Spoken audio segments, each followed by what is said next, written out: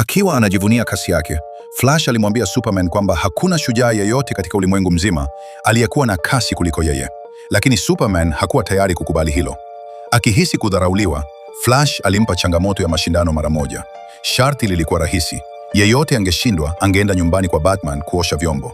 Superman alikubali changamoto hiyo bila kupoteza hata sekunde moja. Flash aliwasha fataki, ambayo ilikuwa ishara ya kuanza kwa mashindano. Sekunde iliyofuata, alikimbia kwa kasi ya umeme huku Superman akiruka angani.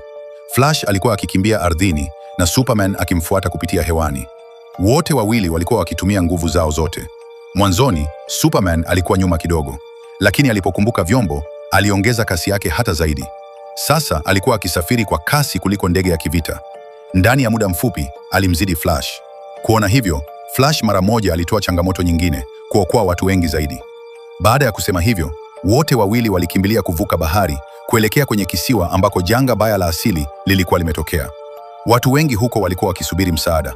Superman pia hakutaka kubaki nyuma, hivyo naye aliongeza kasi yake zaidi. Mara tu walipofika kisiwani, wote wawili walianza kuokoa watu tofauti tofauti. Wakati huo huo, gari moja liliharibika. Flash mara moja alikimbilia huko na akaanza kulisukuma gari hilo huku akisaidia familia iliyokuwemo. Alikuwa na uhakika kabisa kwamba safari hii angeshinda.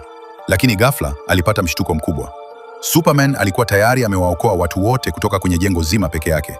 Kuona hivyo, Flash mara moja alianza kutoa visingizio kwa sababu sasa alipaswa kwenda nyumbani kwa Batman na kuosha vyombo. Hebu niambie, kati ya wamba hawa wawili ni nani mkali zaidi?